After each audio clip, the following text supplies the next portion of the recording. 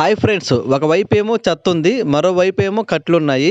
ఈ రోజు ఈ చెత్తను మొత్తం క్లీన్ చేస్తున్నాము. ఇక్కడొచ్చి ఇంతకు ముందు కట్లయితే ఉన్నాయండి. అవి మొత్తం పూర్తయిపోయిన తర్వాత ఈ విధంగా చెత్త అయితే ఏర్పడింది. ఇక్కడొచ్చి మేము 3 రకాల మల్లి చెట్లు, ఒక రకం సెంటు జాజి చెట్టు అయితే వేసాము. ఈ చెట్ల దగ్గర క్లీన్ చేయడం చాలా రోజులైంది. ఈ రోజు అయితే నేను లక్ష్మి నీట్ గా క్లీన్ చేస్తున్నాము. ఈ స్థలంలో ఒకవైపు వచ్చి కూరగాయ చెట్లు అయితే వేసాము, మరోవైపు వచ్చేసి మల్లె తీగ చెట్లు అయితే వేసాము. మేము వేసిన అన్ని చెట్లు అయితే చాలా బాగా బ్రతికాయండి. వీటితో పాటు మందారం, రోజా మొక్కను కూడా ఇక్కడైతే నాటామండి. పిచ్చి గడ్డి అయితే చాలా ఎక్కువగా వచ్చిందండి. వీటిని మొత్తం తీసేసరికి మా పని అయితే అయిపోయింది. ఎండిపోయిన ఆకులు మొత్తాన్ని ఒక గోను సంచులో వేసి ఒక మూలైతే పోసామండి. కొన్ని రోజుల తర్వాత ఈ ఆకులు మొత్తం ఎరువుగా మారతాయంట. ఈ స్థలం మొత్తాన్ని శుభ్రం చేసేసరికి మాకైతే 1.5 గంట అయితే పట్టింది. లక్ష్మి చెట్ల చుట్టూరు పాదులైతే చేసింది. చాలా నీట్ గా అయితే వచ్చాయి. మొత్తం 6 చెట్లకి ఈ విధంగా పాదులైతే చేసామండి. ఒకసారి మీరు కూడా చూడండి ఎంత నీట్ గా చేసామో. చాలా రోజుల తర్వాత ఈ విధంగా పని చేసాము. లక్ష్మి వచ్చి తనకి ఇష్టమైన రోజా చెట్టుని ఇంకొంచెం బాగా నీట్ గా క్లీన్ చేసుకుంటుంది. మా నాన్న అయితే ఈ రోజు ఖచ్చితంగా ఆశ్చర్యపోతాడు. నేనైతే చెట్లను మాత్రమే తీసుకొని వస్తానండి,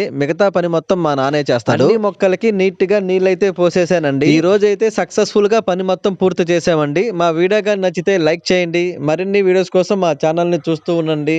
బై ఫ్రెండ్స్.